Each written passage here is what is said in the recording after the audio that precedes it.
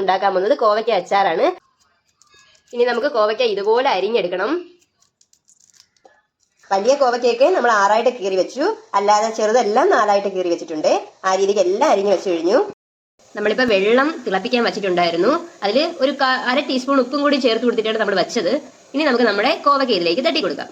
ചെറുതായിട്ടൊന്ന് തിളച്ചു തുടങ്ങുമ്പോഴേക്കും കോവയ്ക്ക തട്ടി കൊടുക്കാം.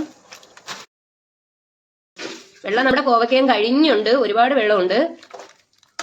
നമ്മളിപ്പോൾ ഏകദേശം 1.25 കിലോയൊക്കെ കോവയ്ക്ക നമ്മുടെ കയ്യിലുണ്ട്. ഇനി ഒരു 5 മിനിറ്റ് ഇതിങ്ങനെ കിടക്കണം. ഇതിന്റെ ആ പച്ചപ്പൊക്കെ ഒന്ന് മാറി കിട്ടാൻ വേണ്ടിയിട്ടാണ് ഇങ്ങനെ ചെയ്യുന്നത്. പിന്നെ കോവയ്ക്കയിലുള്ള ഒരു കറയില്ലേ, അതൊക്കെ ഈ ഒരു സമയം കൊണ്ട് മാറി കിട്ടും.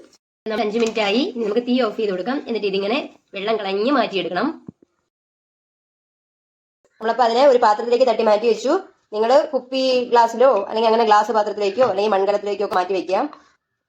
ഇനി നമ്മൾ ഇതിനാവശ്യമായിട്ടുള്ള ഉപ്പ് ചേർത്ത് കൊടുക്കണം. ഇനി നമുക്ക് ഇതിലേക്ക് വിനാഗിരി ചേർത്ത് കൊടുക്കാം. കാരണം നമുക്ക് അച്ചാർ ഉണ്ടാക്കുമ്പോൾ അതിന് പുളി ആവശ്യമാണല്ലോ. നമ്മുടെ കോവയ്ക്കൊക്കെ പുളിയില്ല, അപ്പം പുളിക്ക് ആവശ്യമായിട്ട് വിനാഗിരി ചേർത്ത് കൊടുക്കാം. നമ്മളിപ്പോൾ 1/4 കപ്പ് വിനാഗിരി ചേർത്ത് കൊടുത്തിട്ടുണ്ട്. ഇനി ഇതിങ്ങനെ കയ്യിൽ വെച്ച് തന്നെ നല്ലപോലെ മിക്സ് ചെയ്തെടുക്കാം. ഇതിന് ചൂട് മാറി കഴിയുമ്പോൾ നമുക്കിത് നല്ലപോലെ അടച്ചു വെക്കാം. ഇടയ്ക്കൊന്ന് കുലുക്കി കൊടുക്കണം. നമുക്ക് ഒരു ദിവസം കഴിഞ്ഞ് ഇതെടുത്ത് നോക്കാം. ഇപ്പം നമ്മൾ വെച്ചിട്ട് ഒരു ദിവസം കഴിഞ്ഞു. നമ്മൾ ഇടയ്ക്കിടയ്ക്ക് കുലുക്കി കൊടുത്തായിരുന്നു, ഇത് കൊടുത്തിട്ടുണ്ട്. ഇനി നമുക്ക് ചട്ടി ചൂടാക്കിയിട്ട് നല്ലെണ്ണ ഒഴിച്ചു കൊടുക്കാം.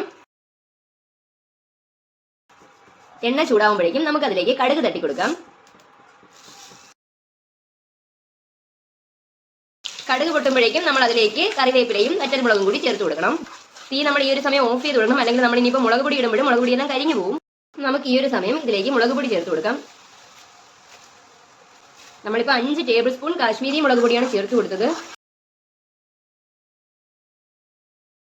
ഈ സമയം 1 ടേബിൾ സ്പൂൺ കായപ്പൊടിയും കൂടി ചേർത്ത് കൊടുക്കുക. 1/2 ടീസ്പൂൺ മഞ്ഞൾപ്പൊടിയും കൂടി ചേർത്ത് കൊടുക്കുക. ഈ ഒരു സമയം 1/2 ടീസ്പൂൺ ഉലുവാപ്പൊടിയും കൂടി ഇതിലേക്ക് നമുക്ക് ചേർത്ത് കൊടുക്കാം. 2 ടേബിൾ സ്പൂൺ കാശ്മീരി മുളക് പൊടി കൂടെ നമ്മൾ ചേർത്ത് കൊടുത്തു. ഇതിന്റെ പച്ചമണമൊക്കെ മാറുമ്പോഴേക്കും നമുക്ക് ഇനി ഇതിലേക്ക് നമ്മുടെ കോവയ്ക്ക തട്ടി കൊടുക്കാം. കൂട്ടെല്ലാം ഇതിലേക്ക് ആവുന്ന രീതിക്ക് നമ്മൾ മിക്സ് ചെയ്ത് കൊടുക്കണം.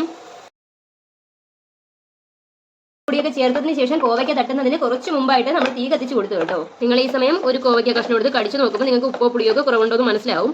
ഉണ്ടെങ്കിൽ നിങ്ങൾക്ക് വീണ്ടും ചേർത്ത് കൊടുക്കാം. നമ്മളിപ്പോൾ വെള്ളമൊന്നും ചേർക്കാതെ ഇങ്ങനെ തന്നെ എടുത്ത് മാറ്റാൻ പോവുകയാണ്. ഇത് ലൂസായിട്ട് വേണമെങ്കിൽ കുറച്ച് തിളച്ച വെള്ളം ഇതിലോട്ട് ഒഴിച്ചാൽ മതി. നമ്മളിപ്പോൾ അങ്ങനെയല്ല, ഈ ഒരു രീതിക്കാണ് അച്ചാർ എടുക്കുന്നത്. ഇതുപോലെ തന്നെ കോവയ്ക്ക ഉണക്കി അച്ചാർ നമുക്ക് ഉണ്ടാക്കാൻ പറ്റുന്നതാണ്.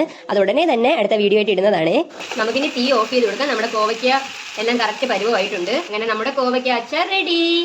മറക്കരുതേ. Thank you.